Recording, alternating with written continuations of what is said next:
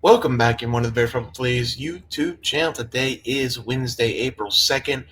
I am back with some MLB plays for the Wednesday slated games. Some early games, some late games. We got some mid-afternoon games that I usually don't like to talk about. But we got baseball on all day. Should be a fun day for the Wednesday slate. Before we get into that, let's talk about the piss poor day we had on Tuesday night. I am recording late. It's almost 10 o'clock, and most of these games are over with. Had a 1-3 day after a really good day yesterday. Back to the slump of 1-3. Let's go game by game. We're going to start with the Nationals.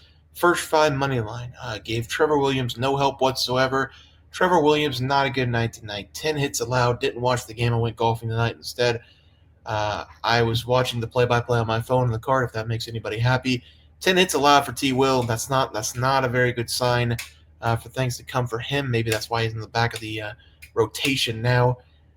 They almost won the game. It was a 3-3 game, and then shit hit the fan with the bullpen. What do you expect? Diamondbacks took a 2-0 lead with Corbin Carroll home run, and then the torpedo bats of the Yankees. They got hot. 2 runs scored, and then an error, which allowed them to score 2 more runs. So really, we should have, at the very minimum, pushed that game. But errors do happen. People are human. They make errors. So that was an 0-2 day. Diamondbacks did end up winning that game outright, but we took the first 5 on the money line. That's the chance we have to take. I didn't want to mess with the bullpens. Thought Corbin Burns was way better than Will Warren. He was for the most part, and the defense just didn't back him up. CJ tonight. The Nationals, I believe, had 6 total hits. CJ had 3 of those 6 hits over 1.5 bases with a double in the top of the third, I believe it was, to right field. Got a hold of one against Jose Berrios, so we do cash a player prop. Kyle Hendricks over 2.5 runs. Sorry, not 1.5. Did lose. He gave up 2 runs. To be fair, I don't think he pitched very well. At least the numbers don't suggest he pitched very well. Still went 6 innings, gave up 7 hits. He found a way to get out of a lot of jams, and that's what Kyle Hendricks has been doing all of his career. So I'm going to give him some credit for pitching decent tonight. I still don't think he's a very good pitcher. 1-3 day for Tuesday. Let's get into the Wednesday plays. The Rockies going up against the Phillies will be the first play of the day. We have Kyle Freeland on the bump going up against Zach Wheeler. There are certain pitchers in the MLB that I wouldn't put my life on them. But if you were like, hey, give me a couple pitchers that you would put your life on, Corbin Burns would be one of them. Zach Wheeler would probably be another. This guy's been a shover for the last several seasons. He's a shutdown kind of guy. He's an ace. Kyle Freeland has had major problems, especially over the last 2 years. I remember him coming back for the Rockies. He had a double-digit ERA early in the season. That didn't change. He had a lot of injuries. Back into the season, he was a lot better for the Rockies. First start, he was decent for the Rockies. We'll see what we get in this game going up against a powerhouse like the Philadelphia Phillies. I think it's going to be trouble for him. I'm going to take the Phillies here, -1.5. I was thinking about taking the first 5, but honestly, the deeper we get into this game, the better chance we have the Phillies to put up 12 or 15 runs because that Rockies bullpen and the starting pitching for the Rockies just is not that good. They weren't good last year. They weren't good the year before that. They weren't good in 2018. They're never going to be good. This Rockies team is one of the worst teams in the MLB this season. I'm going to take the Phillies here with Zach Wheeler on the bump, -1.5. Might even have to pay a little bit of change on this one. -135, -130 for -1.5 is what I'm thinking for this one. So give me the Phillies here, -1.5 as the play. A little bit of, actually, I'm going to talk about these player props just a little bit. Alec Bohm, I'm going to take as my batting prop. I'll talk about him later. Hunter Goodman, I watched him in the first game going up against the Phillies. I don't remember who. Oh, it was it Sanchez pitching? I think it was Christopher Sanchez pitching for the Phillies. He gave him all sorts of trouble, and the bat speed was great. The bat on ball speed was like 110. He had 3 line drives. He had a solo home run. If you're looking for player props, I'm not saying it might be against Zach Wheeler, but Hunter Goodman looks like he's seeing the ball pretty well right now. So I maybe take Hunter Goodman there over 1.5 bases, or maybe just record a hit in a parlay or something like that. But yeah, Hunter Goodman, he's on my good side right now. Tigers going up against the Seattle Mariners. We were all over the Tigers jumping on Seattle. It's hard for a good, the Tigers are going to be a good team this season. I really do believe that. It's hard to start your season off, just like the Cubs did. It's hard to start your season off going up against the Dodgers. There's just no room to improve against the Dodgers. No matter what you do, you're probably going to lose a game.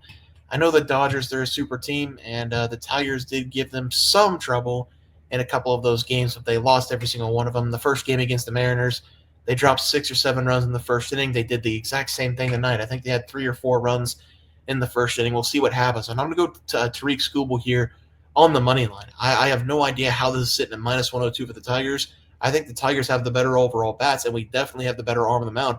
Luis Castillo has been one of the better pitchers in the league for a long time now, but this is the Cy Young.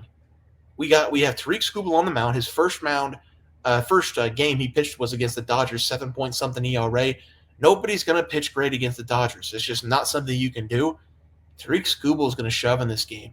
You think he's pissed off about that Dodgers game? You'd be correct. He's going to shove in this game. The Mariners have proven every single game this year they don't have the bats. They don't have the bats. They didn't have the bats last year. They don't have the bats this year. I'm going with the Tigers on the money line once again. They were good to me last time. They're going to be good to me this time. And also under for Riley Green, right matchup here for Riley Green, but he's going up against Luis Castillo. There's going to be a lot of lefties in that lineup for Riley Green to face off in the back half of those innings.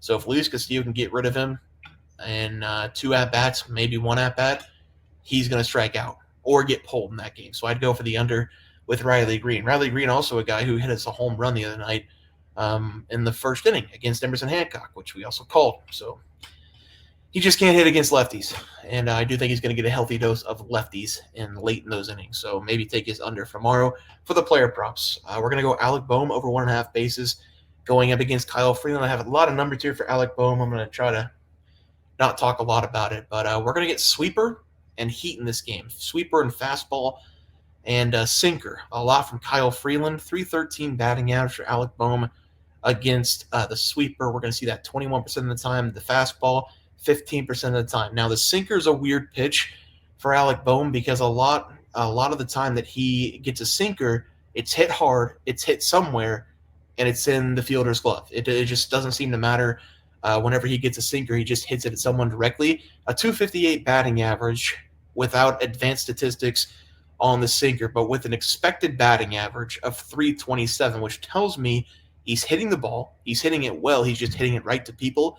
And he also has a 9.7% whiff rate on his sinker, which is his lowest whiff rate of any pitch seen by any pitcher this season. So he doesn't necessarily miss a ton on the sinker. He has a big barrel rate going up against the sinker, and he's very good against left-handed pitching. .287 batting average last year with 19 extra base hits. He didn't see a lot of lefties.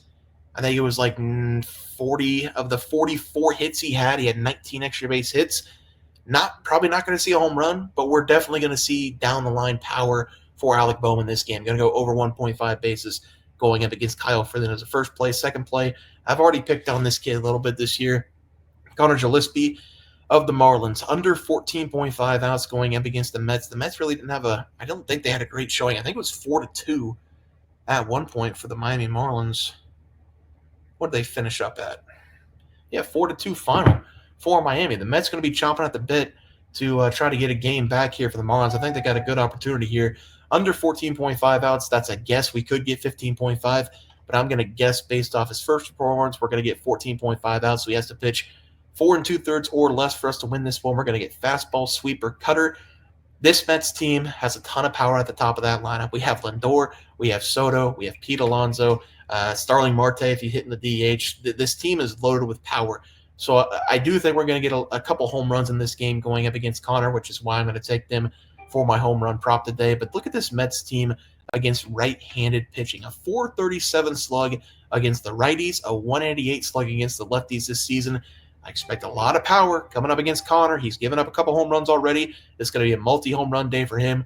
We're also going to probably get a lot of walks in this one. He's going to be a little bit flustered after giving up those home runs in the early innings. The Mets this season, ninth in the ninth in the MLB at drawing walks. Stay patient, hit home runs. This kid's going to be out of the game in 4 innings. Give me the under, 14.5 outs as the play for the home run parlay. There it is, Pete Alonso and Juan Soto. Did not hit the home run parlay tonight with Luis Garcia. Contreras didn't play for the Cardinals tonight, so that's going to be tough at the hits parlay because CJ had 3 of them. I mean, if you wanted to count it, you can, but I think I won. I think it was like minus 320 or 310 for CJ to hit, so we're just going to leave it off. Just going to keep it at 0-1. I will move that to 0-2. Luis Garcia did not hit, and Wilson Contreras did not play. So that'll be 0-2, but the home run parlay for Wednesday, Pete Alonso, Juan Soto, both of those guys going to wait, get their pitch. Most likely going to be some sort of cookie right down the middle that Connor gives them. Love the home runs there. Alec Bohm's going to get a hit in that game going up against Kyle Freeland, and Ketel Marte is getting a left-handed matchup going up against Carlos Rodon, who I do not like one little bit. I think he's a head case. I think whenever he's off, he's tremendously off, and I kind of expect Ketel Marte to potentially hit a leadoff home run in that game for the Diamondbacks going up against the Yankees. Don't quote me on it, but I would not be surprised at all if Ketel Marte hits a leadoff home run for the Diamondbacks tomorrow night going up against the Yanks. But let's go to the recap graphic. We're going to take the Phillies -1.5 on the run line. Tigers on the money line going up against the Mariners. They're just a better team, and they got the Cy Young on the mound. Alec Bohm over 1.5 bases. I'm very excited to watch that game, and Alec Bohm to have 2 doubles. Let's go with 2 doubles tomorrow. And then Connor under the 14.5 outs. Stay patient. Get your walks. Hit your home runs. We'll be chilling after 3.5 innings. Guys, that's going to do it for the MLB picks and props for Wednesday, April 2nd slated games. If you guys enjoyed the content, please just drop this video and subscribe to below. See you guys next video, and thanks for watching.